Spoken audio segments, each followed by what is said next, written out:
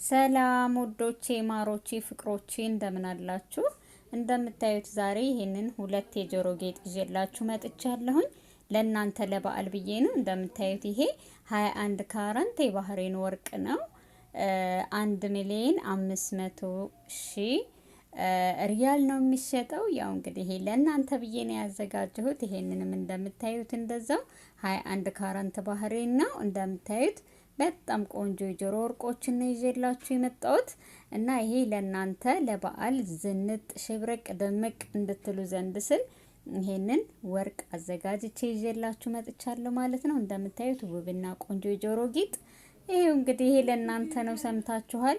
በዚህ አጋጣሚ እንግዲህ በዓሉ 2 ቀን ነው የቀረው። እንኳን አደረሳችሁ ኢድ ሙባረክ ለማለት እገደዳለሁ ለማለት ያክል ነው። ይሄንን የመሰለ የጆሮ ጌጥ ይሄው እንደዚህ ዝንጥ በሉ። ለኢድ የሰራሁት የጆሮ ጌጤ ነው እላችኋለሁ።